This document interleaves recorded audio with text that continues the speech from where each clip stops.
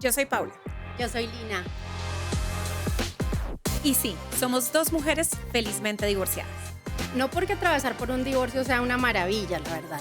Sino porque nos lleva a encontrar versiones más fuertes. Más auténticas, más nuestras y menos complacientes. En medio del caos, la tusa y las dudas, nos acompañamos. Y de esa amistad y de muchas conversaciones a deshoras nace este espacio, honesto, sin juicios y con muchas risas. Porque si algo hemos aprendido es que uno sobrevive. Y aunque no lo parezca, no solo se sobrevive, sino que se está mejor. Vamos a conversar, a echar chisme y a reírnos. De nuestras embarradas, de nuestros aciertos y de todo lo que vino después. Y cómo esto nos ha ayudado a crecer. Hasta crear nuestra versión 2.0. Bienvenidas, bienvenidos y bienvenidas. Qué bueno que llegaron. A versión 2.0. Sin límites. Ni vergüenza. Temporada 1, el divorcio. Versión 2.0 es un podcast Sobre nuestra historia. Es nuestra versión de los hechos. Lo que vas a escuchar es lo que vivimos, aprendimos y también lo que nos reímos cuando nos divorciamos. Tuvimos herramientas, redes y privilegios y eso hizo el camino un poco más llevadero. Queremos compartir todo esto con otras personas que están viviendo lo mismo. Pero no es una guía ni una verdad absoluta, ni mucho menos es un consejo legal ni emocional. No venimos a dar recetas, es solo nuestra historia. Sin límites ni vergüenza. ¿Qué hubo, Paula? ¿Qué hubo, Lina? Bienvenida al último episodio de la primera temporada de versión 2.0, en donde vivimos sin límites. Y definitivamente sin vergüenza. Bueno, este es un episodio en el que vamos a abrazar las mujeres que somos hoy. Esas mujeres que atravesaron el fuego sin quemarse. Esas mujeres que salieron nuevas versiones de sí misma, con nuevos superpoderes, con nuevas ganas, con nuevos sueños, y que también tienen unas nuevas vidas, unas nuevas reglas, unas nuevas dinámicas, unos nuevos amores. Y vamos a contar cómo todo esto se fue dando y vamos a hablar de cómo todo valió la pena. Sí, usted que tanto me critica lo de Karol G, lo que decíamos en el último, llegó el verano. Entonces, no, sí, vamos a contar lo que somos hoy, cómo lo que dice usted, se cruza al otro lado del río y se cruza bien, se llega bien y definitivamente se está mejor. Arranquemos entonces, ya hablamos la vez pasada un poquito como de ese reencuentro y de esa reconstrucción, pero un poco de la primavera, pero recapitulemos quizás un poco para cómo llegamos a este punto. ¿Qué fue lo que se rompió que ya en este momento usted siente que reconstruyó? Yo creo que para mí lo que se rompió, lo que salió fue como dice Bebé, una canción que me acompañó mucho en mi primer divorcio que se llama Ella. Aquí sale una mujer que se da cuenta de su alma y una mujer imparable, una mujer que le perdió el miedo a todo y que es capaz de vivir, está contenta viviendo en su propia piel. Exactamente, a mí me pasa exactamente lo mismo.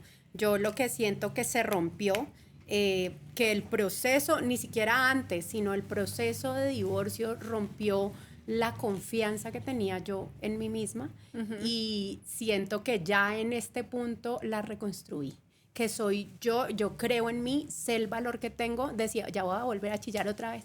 Decíamos la vez pasada, conozco el valor que tengo y me respeto a mí misma y hago que los demás me respeten. Entonces, eso siento que lo reconstruí. Aquí ya hay mujeres que no están eligiendo desde las carencias y desde su pequeña autoestima, sino que hay mujeres que están viviendo y que están eligiendo desde su valía, desde la conciencia de lo que valen.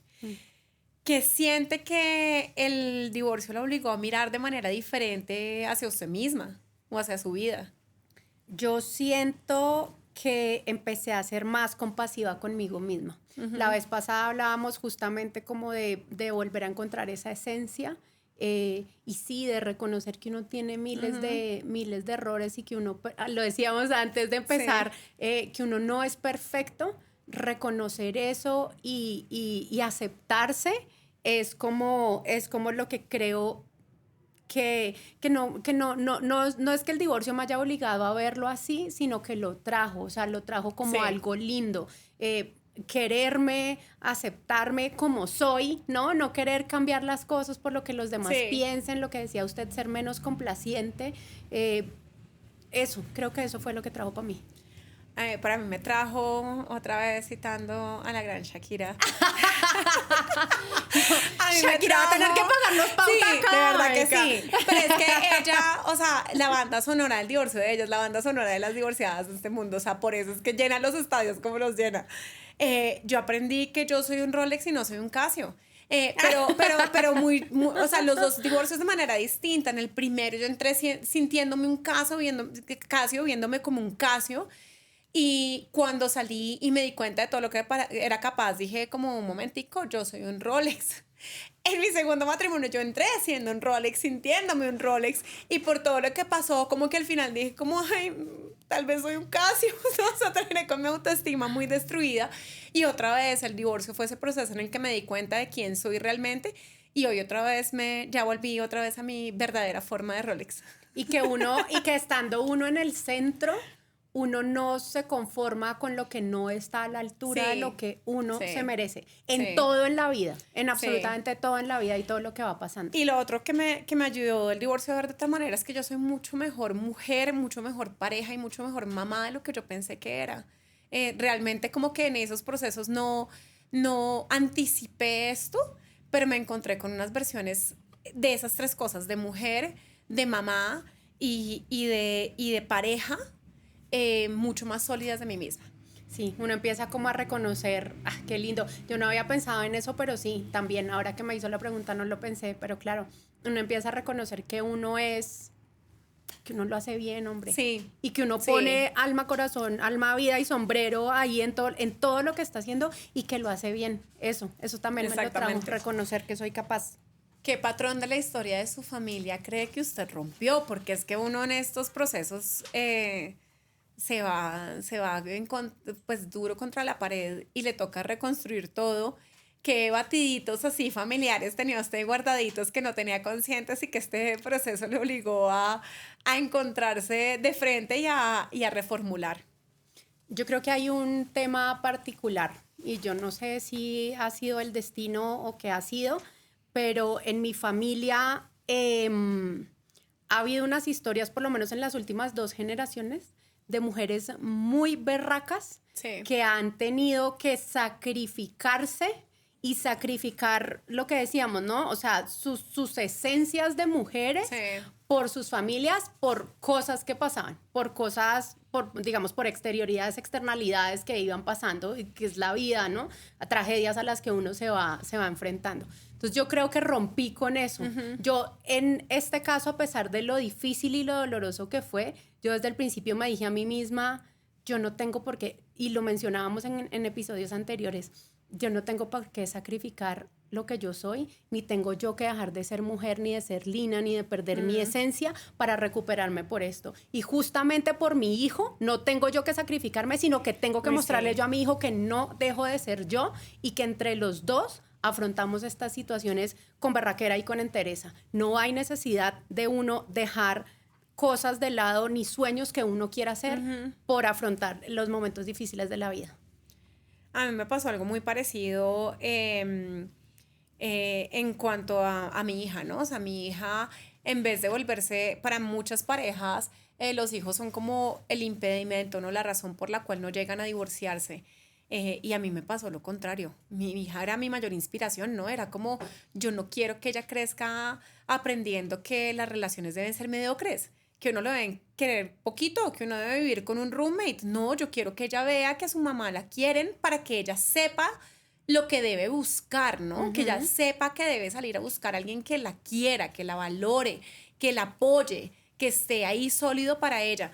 Y yo creo que eso para mí, como volviendo a los patrones familiares, fue como yo tenía un patrón mío muy marcado en todas mis relaciones que solamente vi con mi último divorcio, que fue que yo gravitaba mucho hacia personas que estaban emocionalmente no disponibles, no tan disponibles para mí, ¿no? Y yo creo que mucho pasaba porque yo soy una persona muy disponible para el otro, ¿sí? Emocionalmente muy presente en todas mis relaciones familiares, en mis relaciones de pareja, en mis relaciones como amiga. entonces yo ponía lo mío y ponía lo del otro. Sí, le prestaba al otro, pero cuando se dieron situaciones en que yo necesité, es en donde se notó ese hueco que yo dejé. Y empecé a ser consciente de ese patrón, a estudiar por qué lo tenía. Entonces con mi terapeuta nos fuimos, pues como dicen, ¿no? Hasta el primer tetero, empezar a ver todo, todos los batiditos y de dónde salían y del legado de las otras mujeres de mi familia y de las otras relaciones de mi familia. Hasta llegar a un punto en que yo creo que ya de pronto fue un poquito muy allá, pero es lo que yo necesitaba y se vale. Y es que cuando llegó una nueva persona a mi vida, yo necesitaba realmente saber que esa persona era sólida y que podía ofrecerme ese apego seguro que yo puedo ofrecer, que eso fue otra cosa importante, ¿no? Yo empecé ese proceso pensando que la que tenía un apego inseguro era yo. Y me di cuenta que no, pero entonces me di cuenta que necesitaba a alguien que pudiera ofrecerme lo que yo quería y lo que yo necesitaba y merecía. Entonces cuando empecé a salir con mi pareja actual, le pedí que hiciera un test de apego. ¡No! Sí. ¡Ay, no! Paula, yo no sabía eso. Pero una cosa, un disclaimer, para él esto también era importante, no solamente por darme a mí tranquilidad, sino también porque él venía de unas situaciones parecidas, entonces para él también fue importante hacer ese test mutuo. Yo le ofrecí ese test de vuelta y yo creo que eso también se vale, pues si uno se ofrece test de STDs y de otras cosas, ¿por qué no se va a ofrecer un test de apego? ¿O por qué no se va a ofrecer lo que uno necesite para saber que esta sí es la persona con la que puedo apostar mi 100?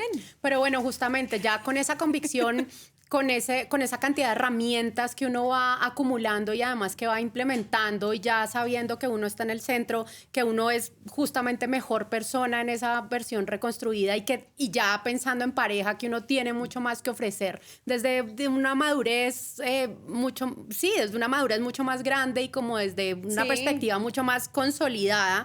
Usted, digamos, en ese renacer del amor, ¿usted cómo supo que estaba lista para empezar de nuevo? Yo creo que nunca supe y yo creo que si uno lo piensa mucho nunca lo va a saber. Pues por lo menos eso pienso yo, ¿no? Yo no, a diferencia de algunas mujeres casos que conozco, que dicen como, me preocupa si voy a volver a salir con alguien, me preocupa si voy a volver a conseguir una pareja. A mí eso cero me preocupaba en ninguno de mis dos divorcios. O sea, no hacía parte de sus preocupaciones iniciales. Nunca. Quedarse sola. Nunca, no. De hecho, en mi primer divorcio fue más un factor porque yo quería tener hijos, ¿sí? Y yo ya tenía 35 años. Entonces, como que ahí había una carrera contra el tiempo y yo creo que lo negocié súper fácil conmigo misma desde un inicio. Dije, no, si yo en 2 años no estoy con nadie, pues me hago una inseminación y tengo mi hijo sola y chao, y listo. No, eso no es un problema para mí. En ningún momento eso fue una preocupación, pero si yo me hubiera puesto a pensar como estoy lista, ¿sí? Voy a tomar un paso para esto. Es más, en algún momento mi terapeuta en mi primer divorcio me dijo como, bueno, debes abrir un perfil en un dating site y no sé qué, en una plataforma de estas. A mí me dio un ataque de ansiedad, hiperventilaba de solo pensar, ¿no? Y qué foto pongo. Además, pues yo vivía en ese momento en Estados Unidos la gente es súper esquemática, que mi hobby es correr y no sé qué, mi color favorito es el azul y yo no tengo nada así. O sea, yo soy una persona con unos gustos mucho más amplios, así como que voy para donde las emociones me dicen que vaya. Entonces hoy me gusta el azul y mañana el amarillo y luego el verde. Entonces me daba mucha ansiedad. Entonces yo creo que no lo pensé tanto, fue más, lo sentí, ¿no? O sea, me preocupé más de saber si yo me sentía bien y si era algo que me estaba ofreciendo lo que yo quería. Es más, pensar como en salir, como en ver a alguien, como en tener dates, me daba muchísima mamera.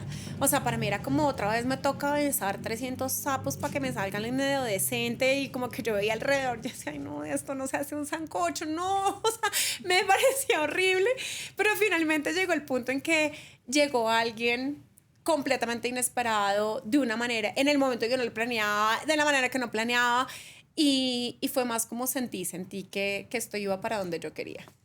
¿A usted? A mí me pasó algo similar y de hecho sí tuve unos conflictos, o sea, similar en el sentido de que simplemente se dio.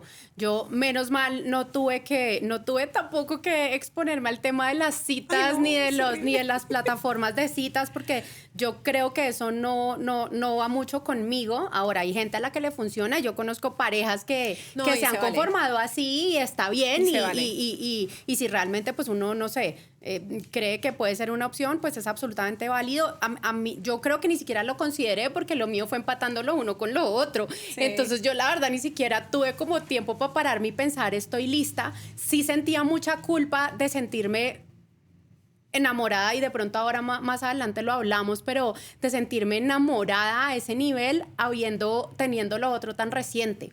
Mi psicóloga me dijo en ese momento algo muy puntual, porque yo le decía, ¿por qué? O sea, ¿por qué me está pasando esto si yo debería tener como un periodo Sí. de duelo, ¿no?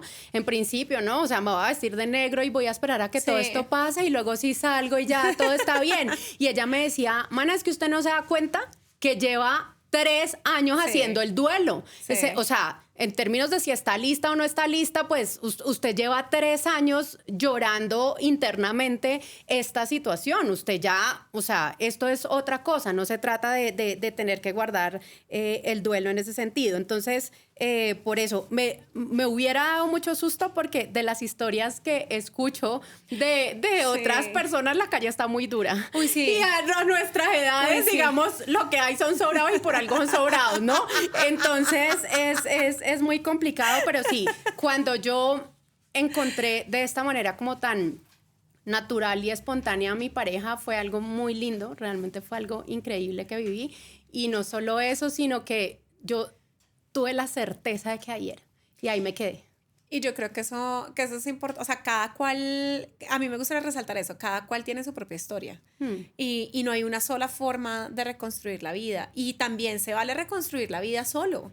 O sea, yo conozco muchas personas que han dicho, no, mi mamá, una de ellas, mi mamá dijo, la verdad es que me da muchísima mamera vivir con alguien. no me interesa. O sea, yo ya me gusta vivir como yo vivo, qué mamera aquí volverme a aguantar los olores de otro y las chocheras de otro y los gustos de otro y tener que negociar qué compartir y almuerzo. ceder, sí. No, qué mamera. Entonces yo ya prefiero quedarme así y se vale. O sea, esto es lo que a claro. cada cual le acomode. Claro. ¿Cómo fue para usted volverse a enamorar? ¿Qué significa para usted?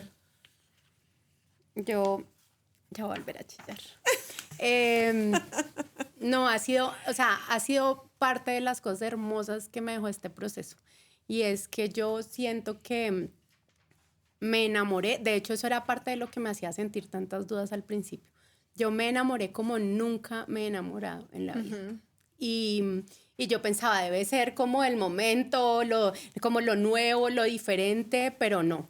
Ha sido un proceso absolutamente maravilloso, muy difícil, porque se construyó justamente en ese momento y eso hizo, o sea, él viendo todo lo que me estaba pasando y acompañarme a todo eso, a mí también me generaba mucha inseguridad, Sí. porque yo tenía, es un proceso muy duro y doloroso y las cosas que se van viviendo, ya lo hemos contado, no son fáciles. Entonces, a mí me daba mucho susto que él se espantara Sí. de ver todo lo que estaba Uy, sí. pasando. Eso a mí me daba mucho susto, pero justamente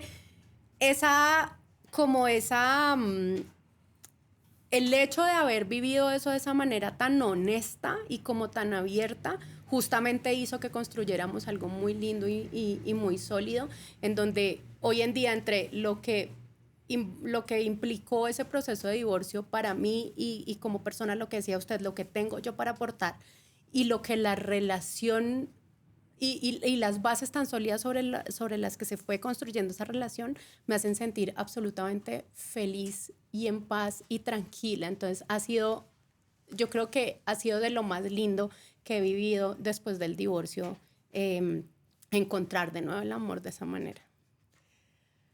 Yo creo que para mí, yo no sé si yo me enamoré como nunca, yo sí sé que me enamoré como siempre quise enamorarme, que es distinto. O sea, para mí fue, yo me divorcié las 2 veces porque yo no estaba teniendo lo que yo quería, ¿sí? y habían cosas de esas relaciones, en una muchísimo más que en la otra, que eran dañinas y que no, o sea, que no me hacían feliz, ¿sí? Em, y como que poder llegar a la relación que tengo hoy en día ha sido como sí se podía. Digo que sí se podía. O sea, sí se puede tener una relación de tranquilidad, ¿sí? Sí se puede tener una persona a mi lado que está sólida en las buenas y en las malas, constantemente. Sí se puede tener a alguien que trabaja al lado mío en esta relación, que no es, y no se trata de que siempre sea 50-50, ¿no? O sea, a veces el uno le toca más, a veces el otro menos, a veces uno puede, pero es, todos ponen, todos toman, ¿sí? Como en la pirinola, o sea, aquí estamos dando nuestro 100, ¿sí? De pronto no en cantidad, de pronto no en tiempo igual, pero sí en esfuerzo, que es lo que importa. Pero para mí enamorarme fue una guerra horrible. O sea, no por mi pareja, no por lo que él me ofrecía. Ha sobrevivido por lo que él es y por lo que me ofrece. Pero para mí fue una guerra diaria contra la ansiedad. O sea, enamorarse después de 2 divorcios no es fácil. Enamorarse después de que uno ratifica esa necesidad de independencia, de aquí yo debo estar yo sola contra el mundo, y más si uno tiene un hijo detrás al que proteger y cuidar. Era como yo, o sea, la ansiedad me pegaba un puño, yo le devolvía 2, ella me devolvía 3 patadas, o sea, no fue fácil. Y yo creo que sobre todo fue porque enamorarme así, llegó un momento en que reclamó parte de mi independencia, y esa independencia que yo había ido reconstruyendo. Y, y tuve un momento en que tuve que hacer una decisión consciente de estoy dispuesta a negociarla. Uh-huh. No a negociarla desde yo cedo para depender del otro, que eso creo que fue el clic clave. Entonces yo no negocié la independencia per se. Yo sé, fue más bien reconocer que si esto por la razón que sea no funciona otra vez, yo soy capaz de volver a cuidar de mí, yo soy capaz de volver a reconstruirme, yo soy capaz de volver a mi versión, entonces ahora será la 3.0, ¿sí? Uh-huh. Voy a volver a ser capaz de cuidar de mí y de cuidar de mi hija a través de este proceso. Y yo creo que esto, y aquí completamente créditos a mi pareja, él me ha invitado gentilmente a confiar. O sea, no ha sido una imposición, y yo creo que ahí es en donde muchas nuevas posibilidades de pareja se queman después de un divorcio, que es como, bueno, pero no debes hacer esto o lo otro con el papá de tu hija o con tu pareja. No vamos a hacer, él también es divorciado, entonces también para él implicaba volver a plantear lo que es una relación nueva. Creo que ninguno de los dos llegó con fórmulas ni con preceptos, sino que llegamos más bien ofreciendo lo mejor del uno al otro. Y aunque esa invitación a volver a confiar me ha costado mucho, ya tomé la decisión consciente de que sí lo voy a hacer. Eso es algo muy lindo y es un regalo, digamos, el amor después del amor. Ay, sí. No me siento muy cliché diciendo esto, pero además no, porque me juré que no iba a citar canciones. ¡Qué linda!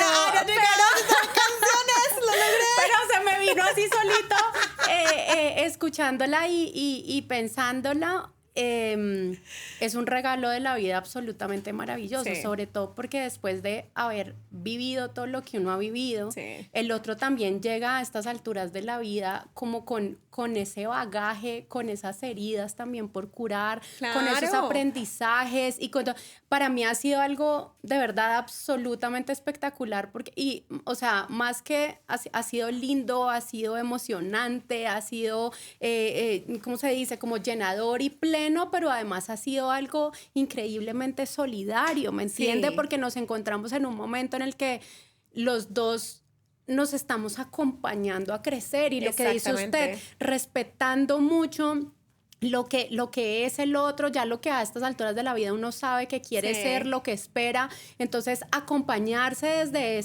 esa madurez y desde esos aprendizajes es algo absolutamente espectacular, y yo lo agradezco mucho y siento que es un regalo maravilloso de la vida que atesoro, se lo digo a él todo el tiempo, sí. O sea, lo que tenemos sí. Y sobre todo lo que hemos construido y cómo sí. Lo hemos construido, lo atesoro, lo cuido y como que veo por eso de manera permanente, y lo agradezco. Yo creo que es eso.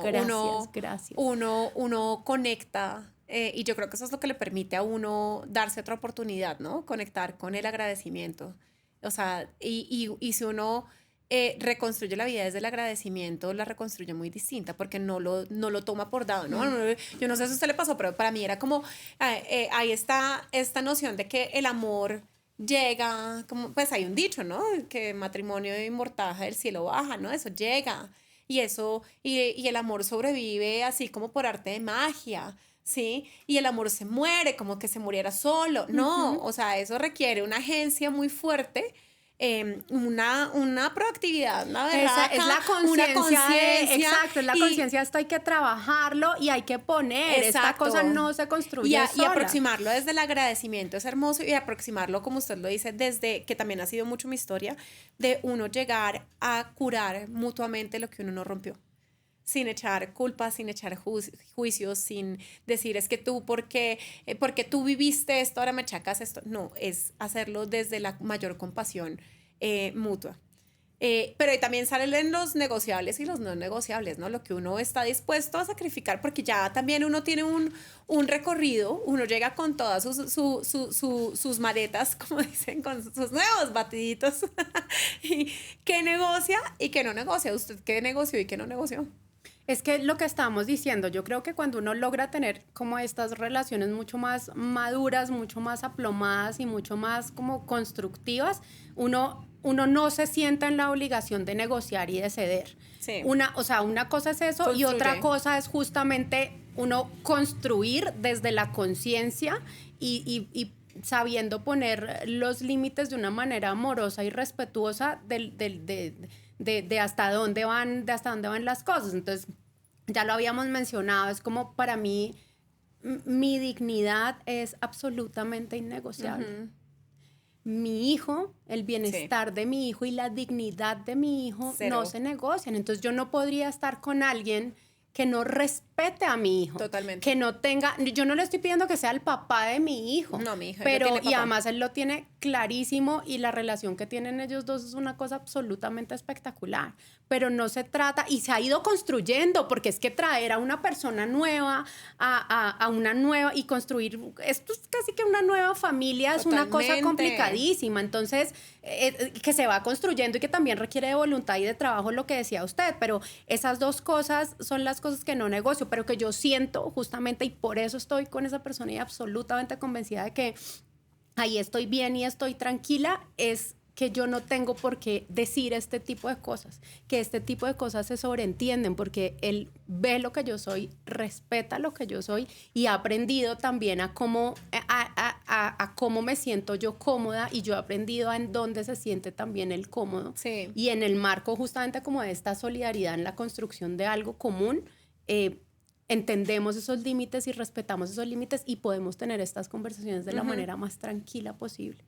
Yo creo que para mí, yo lo hablamos mucho al principio de nuestras relaciones, y era, es que uno viene en combo. Ahora uno viene en combo y eso sí no se negocia. O sea, aquí somos 2 por 1. Y si no acaba mi hija, no quepo yo. Exacto. ¿Sí? Entonces, eso es como un no negociable súper grande, pero realmente inamovible. No, absolutamente inamovible. Y para mí ha sido una premisa: yo no voy a construir mi felicidad sobre el dolor de mi hija, o sobre el sacrificio de mi hija, o sobre la pérdida de mi hija. No, o sea, eso tiene que ser ella y yo en combo. Y yo creo que los otros no negociables para mí, que son súper importantes, uno es, yo no negocio el compromiso de trabajar e invertir lo mejor de nosotros, tiempo, dinero, esfuerzo, ganas en nuestra pareja. O sea, eso tiene que ser una prioridad. Construir eso y salvaguardar eso y cuidarlo y protegerlo, eso tiene que ser una prioridad para mi pareja. Y eso nunca más lo vuelvo a negociar. No es que primero estás tú, no es que primero está la carrera, no, lo primero, y en el momento en que algo le haga daño a nuestra relación, eso es lo que salimos los dos a cuidar. Y lo último que yo no negocio, que para mí se volvió un no negociable a partir de mi segundo divorcio, es lo que mi hermano llama el legítimo derecho. Y es que todos tenemos el legítimo derecho a que nos coman con ganas, a que nos vean con cara de almuerzo, a que de verdad quieran estar con nosotros. No me refiero solamente sexualmente, sino que la pareja de uno quiera estar con uno. Lo que decíamos al principio, que uno se sienta visto, que uno se sienta como deseado, no solamente sexualmente, sino me gusta compartir tiempo contigo, disfruto la intimidad, no necesariamente exclusivamente la sexual. Disfruto esto, hay complicidad, hay miradas, hay sonrisas, nos tocamos el piecito debajo de la mesa, no importa que llevemos miles de años juntos, pero ese tipo de cosas, a veces una cogida de mano en la calle lo dice todo. O una cogida de nalga. También, y esas cogidas de nalga son una belleza. Entonces, son súper necesarias. Eso no lo vuelvo a negociar. Mi legítimo derecho a que me vean con cara de almuerzo. Eso es fundamental. Yo creo que... Y tener ganas de almorzar. Sí, tener ganas de almorzar es muy importante. Eso dice mucho. Pero yo creo que eso, ¿sabe qué? Cuando uno tiene...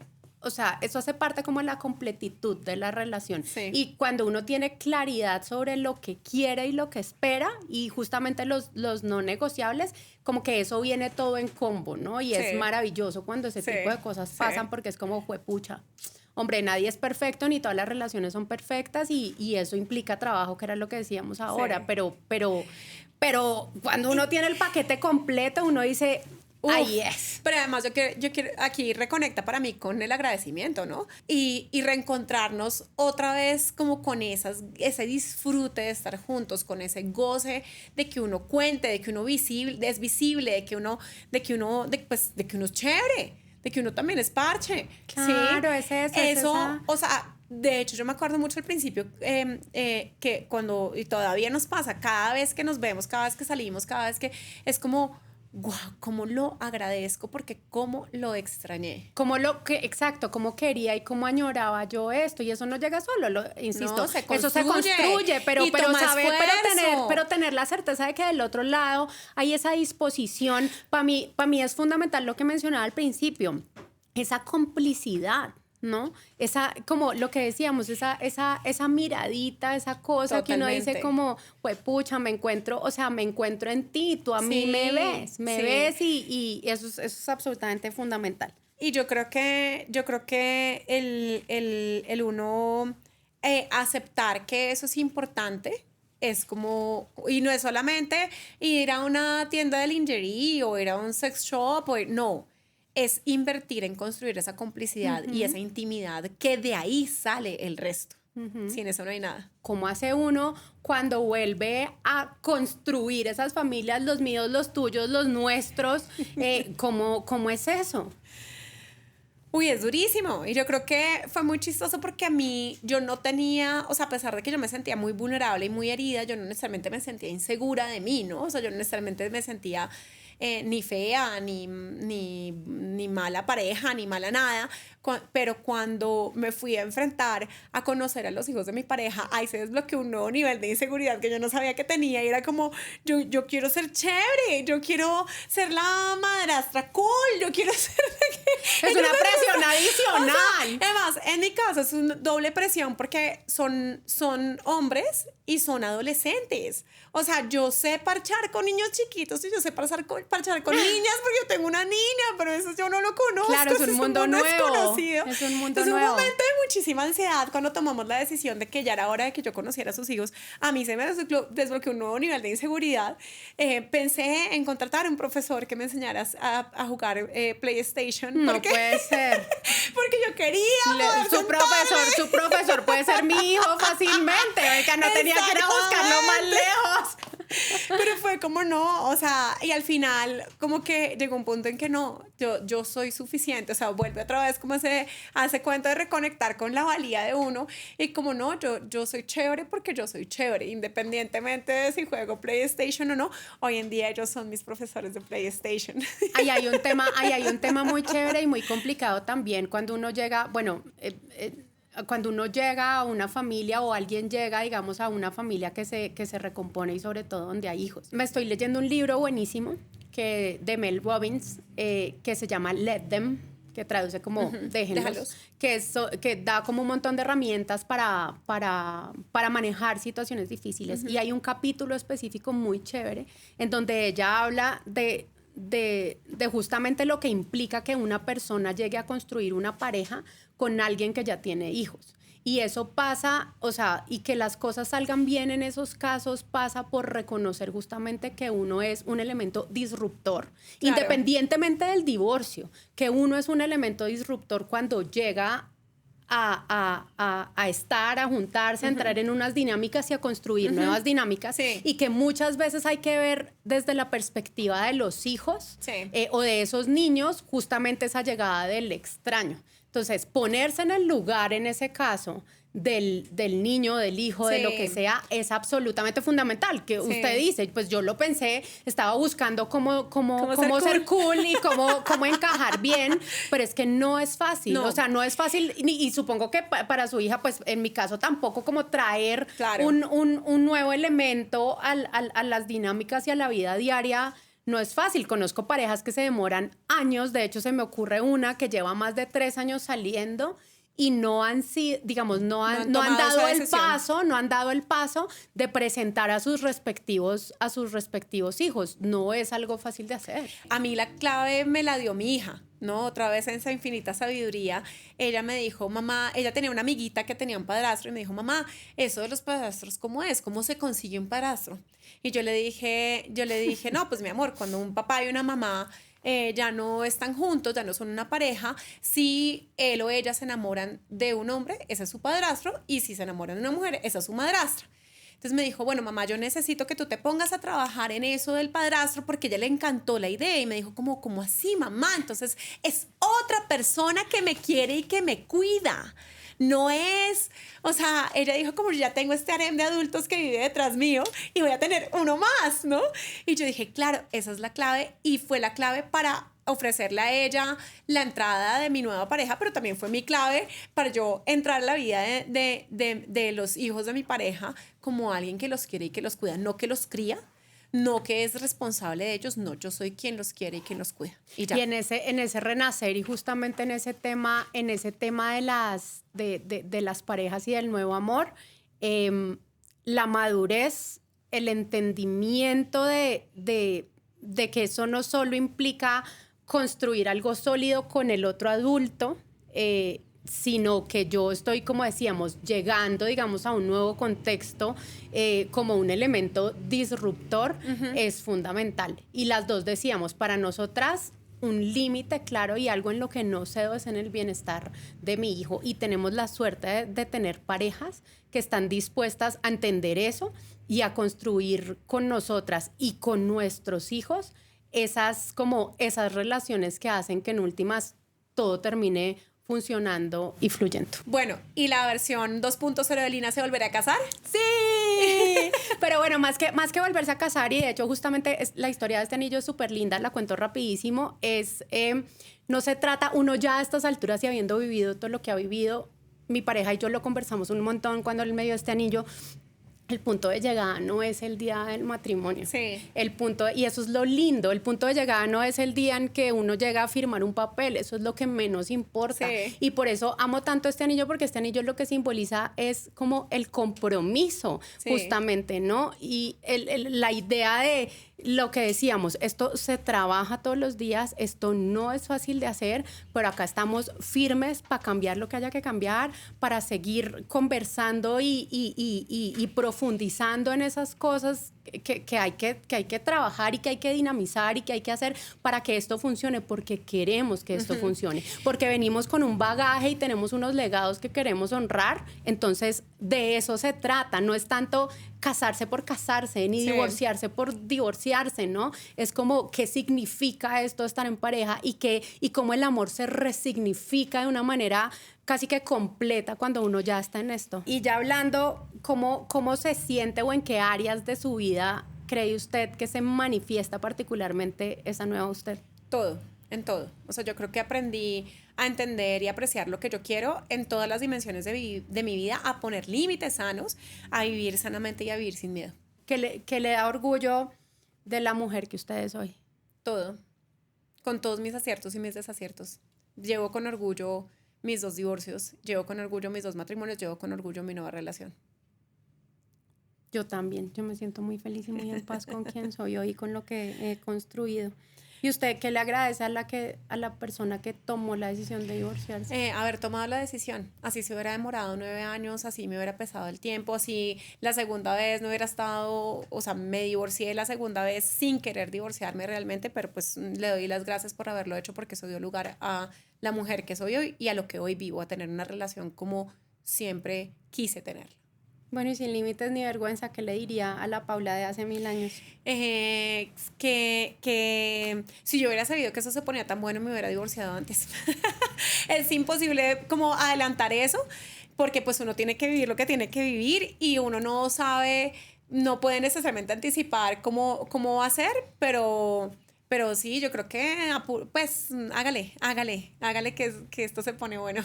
Sí, igual eso, no hay límites y esa valentía, yo le diría a la mía eso, algo muy similar, no hay límites y la valentía y la berraquera que uno tiene adentro es lo que a uno lo va guiando. Si tuviera que ponerle un nombre a su versión 2.0, ¿cuál sería? Yo creo que sería Lina. O sea, la Lina de verdad. La Lina más auténtica, la Lina más ella, la Lina más evolucionada que ha habido hasta ahora. Y ya voy a volver a chillar. Bueno, yo me voy a copiar de su respuesta. Yo a la Paula que se divorció le pondría Elphaba por la protagonista de Wicked, porque se atrevió a desafiar y se atrevió a decir, pues si vuelo sola, vuelo libre. Y eso para mí tiene muchísimo valor y cuando canto esa canción me pongo a llorar, así como usted. Pero y porque hay que atreverse a desafiar la gravedad para poder volar. Y hablando de eso, hemos hecho un playlist que les vamos a dejar acá para que disfruten de todas las canciones que hicieron parte de la banda sonora de nuestros divorcios y de nuestras versiones 2.0 de la construcción de nuestras versiones 2.0. Y ya con esto terminamos esta temporada. Llegamos hasta acá. Espero que nos hayan seguido hasta acá, que haya sido un viaje para ustedes chévere, que les haya permitido tener nuevas herramientas, ver las cosas desde otra perspectiva, soltar un poquito también y escuchar a esa intuición y encontrarse ustedes mismas. Gracias por habernos acompañado a hacer memoria de todo esto. Ha sido para nosotras, yo creo, también bastante terapéutico, Sí. además de divertido, como siempre lo ha sido, pero había cosas y creo que hay anécdotas que ni la una ni la otra conocía. Sí. Y cosas también que se fueron acá evocando y profundizando. Gracias también por todos sus consejos, por sus comentarios, por escuchar, por compartir. Eso ha hecho este espacio que se sienta como lo que quisimos crear, ¿no? Como un espacio de amigos, como un espacio de confianza, como un espacio de chisme, un espacio de risas. Gracias por acompañarnos. También muchas gracias a Karen y a Diego Fero por producir, hacer realidad este sueño nuestro. Por habernos acompañado, por haberle puesto orden a todo esto. Era una idea y ellos nos ayudaron. Llevábamos tiempo pensándola y ellos llegaron y Sí, gracias a Desde Cero también por acompañarnos a hacer este sueño realidad.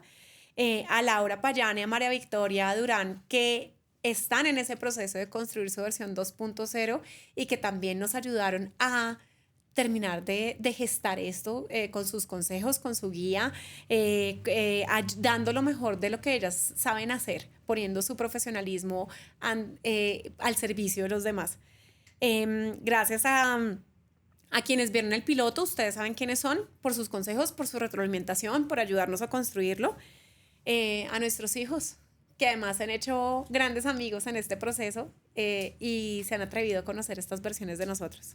Muchas gracias a quienes nos han acompañado justamente en esta reconstrucción, quienes estuvieron antes, quienes volvieron, quienes hicieron parte de este proceso de construir nuestra versión 2.0, a nuestras familias, a mi mamá, infinitas gracias, mami. Ya, sin ti esto no hubiera sido posible. A mi hijo claramente y a mi pareja, que su apoyo no solamente en el proceso sino también en la construcción de esta idea, de esta iniciativa han sido absolutamente fundamentales. Entonces gracias a ellos realmente. Y gracias a Lina y Paula, versión 1.0. Porque Gracias sin a ellas nuestras no existiría versiones la versión anteriores. 2.0. Así Y ahora es. la que va a llorar soy yo. Gracias. Versión 2.0, sin límites ni vergüenza. Es un podcast producido por Karen Rojas y Diego Fer. Realización audiovisual y postproducción de Desde Cero. Si te conectaste o te identificaste con este episodio, nos encantaría leerte en los comentarios o en nuestras redes sociales. Recomiéndalo, compártelo y ayúdanos a que crezca esta comunidad de escucha y compañía. Nos escuchamos en el próximo episodio. Bueno, al final un montón de cosas que yo quería contar que no terminamos ni contando, ¿no? Anécdotas que se quedan por fuera. Sí, teníamos un montón de cosas anotadas que se nos quedaron. Oiga, y si para retomar esas cosas, ¿será que grabamos una segunda temporada? ¿Listo? De una.